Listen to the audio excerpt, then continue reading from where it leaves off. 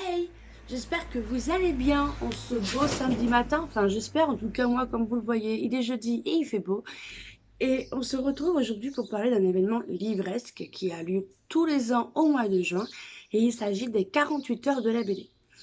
En gros, je vais vous parler des 48 heures de la BD. Je vais vous présenter les livres sélectionnés par les 48 heures de la BD.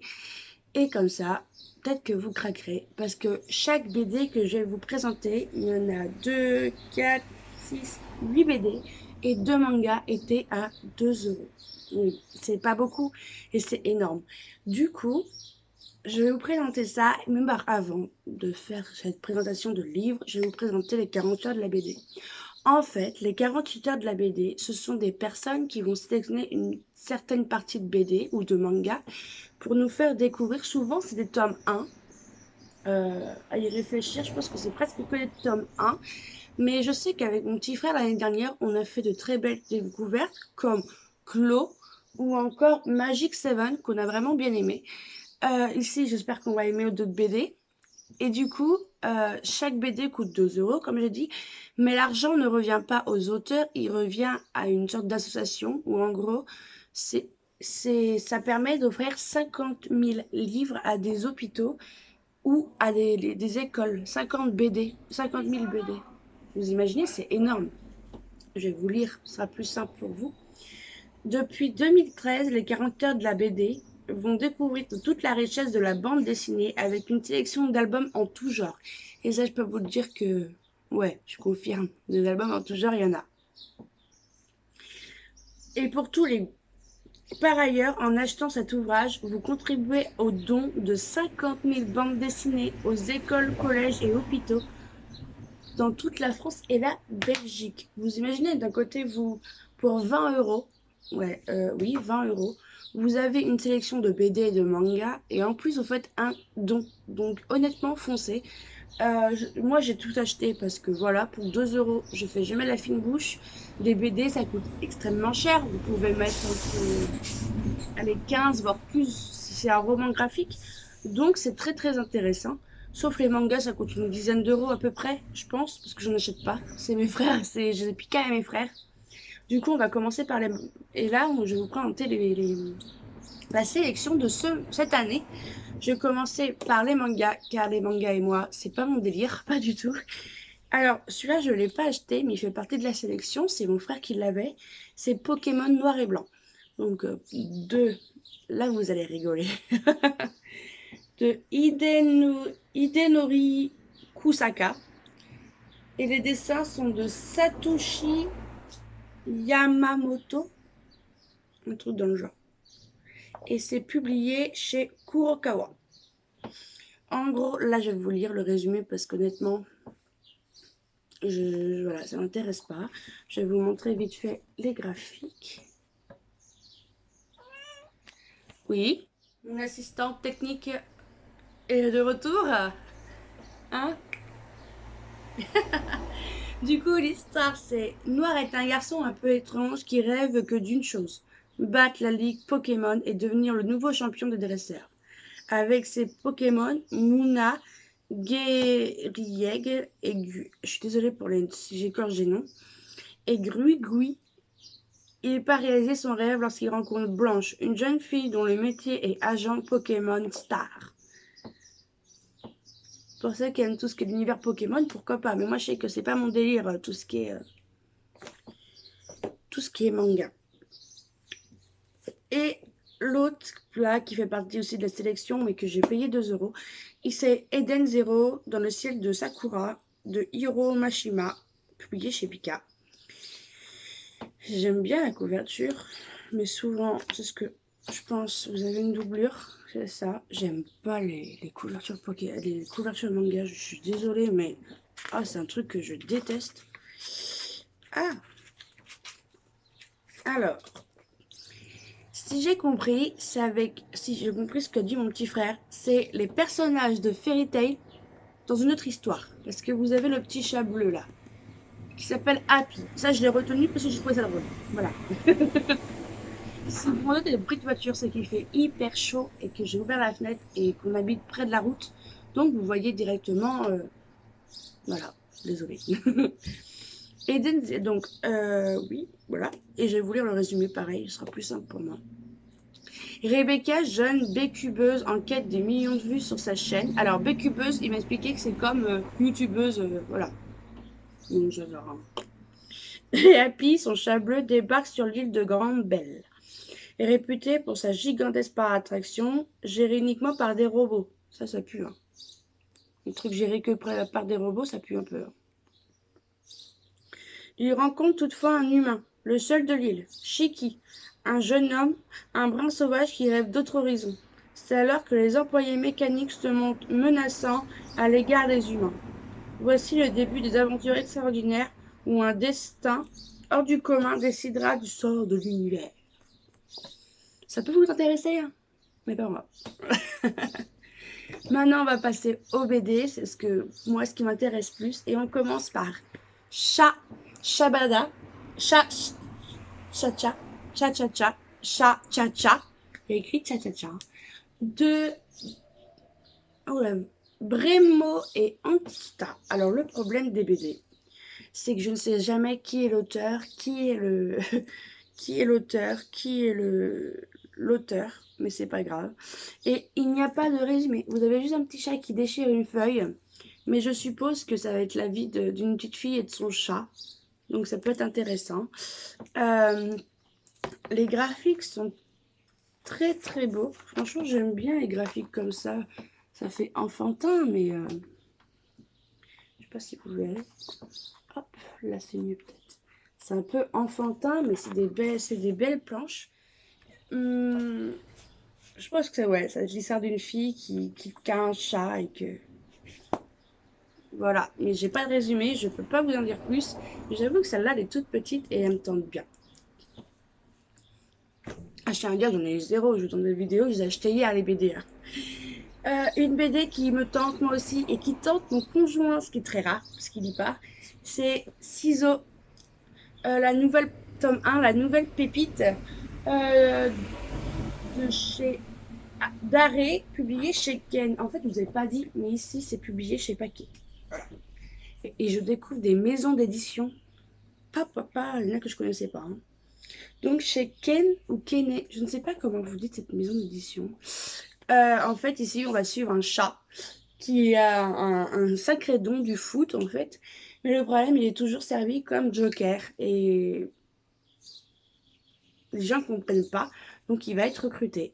Ça a l'air pas mal. Et puis, vous savez, ça me fait penser un peu à notre vie quotidienne avec des animaux. Ça me fait penser un peu à Zootopie parce que, comme vous allez le voir, toujours des animaux. C'est extrêmement coloré. Hop là. Extrêmement coloré. Alors, quand je vous montre une planche, je n'ai pas lu, donc je vous ouvre en plein milieu. Attention. Je vous ouvre en plein milieu du bouquin. Ensuite, je vais vous parler d'une BD faite par un youtubeur que je ne connais pas, parce que je ne regarde pas ces types de vidéos. Il s'appelle Frigel, le youtubeur Minecraft suivi par près de 2 millions de fans.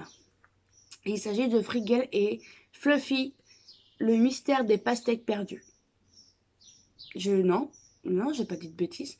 Donc du coup, vous avez tous ce graphique à la Minecraft, parce que pour ceux qui ne connaissent pas Minecraft, c'est un jeu vidéo où tout est cubique un peu, hein. Tout est cubique. Et du coup, là, c'est un peu le même délire. Les planches, c'est la même chose. Si vous voyez bien presque tout... Oh là là, l'odeur des BD par contre. Tout est cubique. Et en fait, il y a écrit « Dans le village de l'Agnelle, Frigel, l'apprenti magicien et son fidèle chien Fluffy, Abel, un jeune constructeur, et Alice, une voleuse débutante en soif d'aventure. Un de leurs amis marchands a un gros souci. Les cargaisons de pastèques dont il s'occupe disparaissent à chaque voyage. Il n'en faut pas... Il n'en faut pas plus pour nos amis que nos amis s'improvisent en quête et partent dans la forêt infestée de zombies. Voilà. Alors, c'est publié chez Soleil. Je ne connais pas non plus cette maison d'édition. Par contre, il y a un truc que je déteste chez les BD neufs, c'est l'odeur. Ah, je sais pas, mais j'aime pas. Et là, on va passer à la BD C'est pas elle qui me tente le plus, mais c'est celle que je trouve la plus incroyable de toutes. Et il s'agit, Maudit sois-tu, de le tome 1, Zaroff, publié chez Ankama, pardon, et c'est de Philippe Pelaez et Carlos Puerta. Euh, alors, quand vous voyez ça, vous vous dites c'est un peu glauque, mais là, je vais vous lire le résumé avant de vous montrer les planches, car ici, le dessinateur est juste incroyable, d'un réaliste parfait. Maudit sois-tu, si l'animal meurt, l'homme lui périt. 2019. Un homme est retrouvé mort dans les égouts de Londres. L'enquête se dirige rapidement vers la petite amie du défunt. Car leur lésion a été arrangée par leur employé commun, Nicolas Zaroff. C'est le nom. Non. Nicolas Zaroff, ce mystérieux oligarque russe n'a en fait qu'un seul but, se venger de ceux qui, 170 ans auparavant, ont causé la perte de son aïeul. Pour y parvenir, il va réunir leurs 4 descendants et les traquer dans une chasse à l'homme.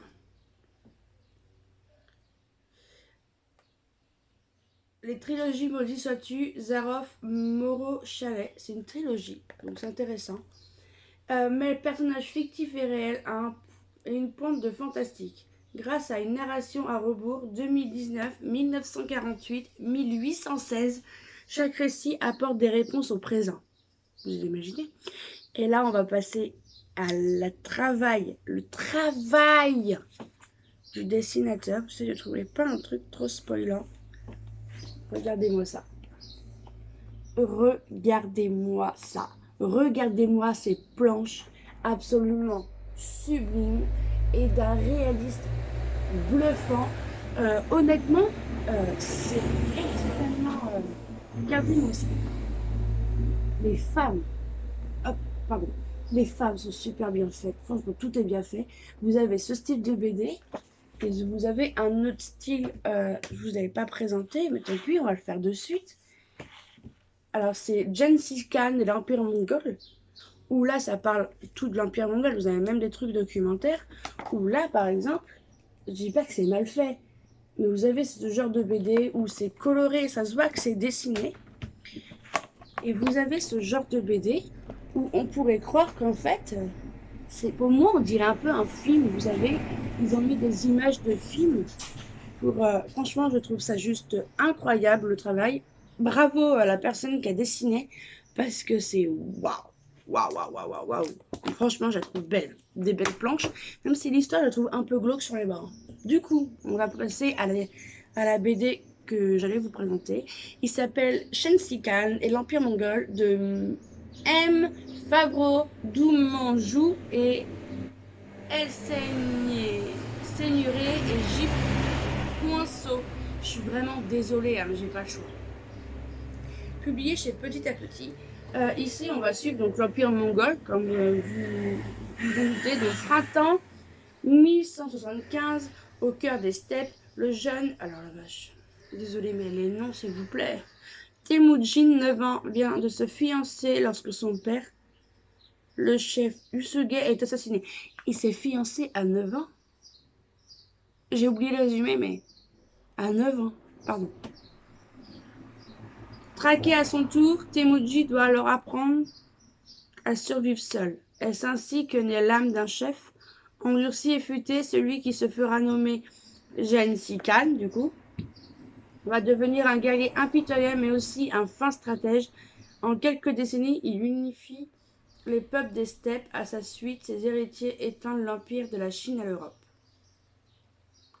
Et en fait, c'est pas une simple BD, c'est un docu-BD, car tout simplement, déjà vous avez une magnifique carte ici pour expliquer, je pense, l'Empire mongol.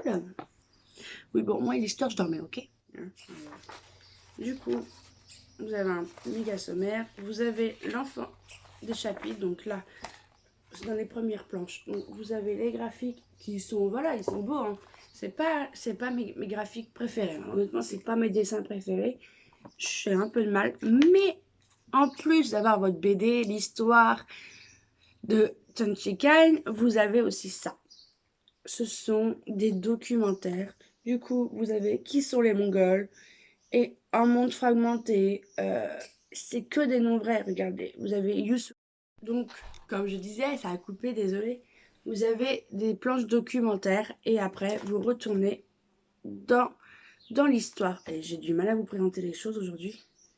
Voilà, donc c'est très... D'un côté, c'est intéressant, vous pouvez apprendre plein de trucs, mais c'est celle, j'avoue, qui me tente le moins. On repart un peu dans la jeunesse, j'aime beaucoup, avec Danse avec moi, de Isabelle Bautier, Fess et Darko, le tome 1, La Révélation, chez Miss Jungle. Et ici, nous allons suivre des jeunes filles qui dansent. Il y a écrit Entre des parents bien dans leur peau et une petite sœur cuisinière hors pair, Céleste a du mal à trouver sa place. Et si les cours de hip-hop qu'elle prend depuis peu étaient un moyen pour elle de s'affirmer. L'adolescente entend parler d'un concours régional de danse. Elle décide aussitôt de créer un groupe et de participer à cette compétition. Dès lors, Céleste ne pense plus qu'à ça et travaille d'arrache-pied. C'est sûr, elle va remporter le concours et ses parents se seront fiers d'elle. À moins que quelques faux pas ne s'invitent dans la danse. Ça a l'air mignon, ça a l'air bien. Pareil, les planches sont hyper colorées, vraiment très très colorées. Du coup, comme je disais, c'est pas possible. Les graphiques sont magnifiques. L'histoire a l'air vraiment bien. Donc, il y a des toutes petites, un peu comme chat. On continue avec les deux dernières. Nous avons Enola et les animaux extraordinaires. Alors, de Jory Chamblin et de Lucille Thibaudier. Publié chez les éditions de la Gouttière. Je ne connais pas non plus. Et ici, on va suivre une jeune fille, donc Enola, qui est en fait vétérinaire, mais pas pour chien, chat, lapin. Elle est vétérinaire pour animaux extraordinaires, donc tout ce qui est dragon, phénix. Et ça a l'air vraiment mignon, tout doux. Voilà. Et j'aime beaucoup, pareil, les planches. Hop là. Les planches sont belles aussi. Franchement, extraordinaire. Et j'avoue qu'elle me tente bien. Alors, il n'y a pas écrit tome. Ah si, tome 1. La gargouille qui partait en vadrouille. Alors, et la dernière, il s'agit de Sorceline, le tome 1, Un jour je serai fantastique, de Sylvia Douillet et de Paola Antista, publié chez Vent d'Ouest. J'adore cette couverture. Je la trouve magnifique, mais vraiment extrêmement belle. Et ici, en fait, on va suivre... Alors, d'où loin que je me souvienne, j'ai toujours aimé les animaux. Mais pas les matous câlins, les chiens fidèles. Non.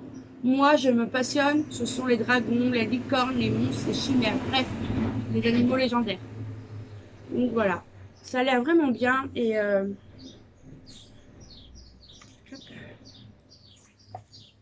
là vous avez un truc un peu sombre, je pense. Hop. Et ici, je sais même pas s'il y a du coloré, je ne sais pas du tout. Si, un peu plus là, au début. Mais c'est beau, hein, franchement, les gens sont doués. Vous allez me dire, heureusement qu'ils sont doués, autrement ils feraient pas de... Ils feraient... Donc voilà, c'est fini. Je vous ai présenté toutes les sélections de la BD, toutes les sélections des 48 heures de la BD. Je vais y arriver. J'espère que vous aurez fait de très belles découvertes, que je vous aurai envie d'acheter et de faire un don et de faire une bonne action. Sur ce, je vous souhaite un excellent samedi. Passez de bonnes lectures, prenez soin de vous et on se retrouve la semaine prochaine. Bye!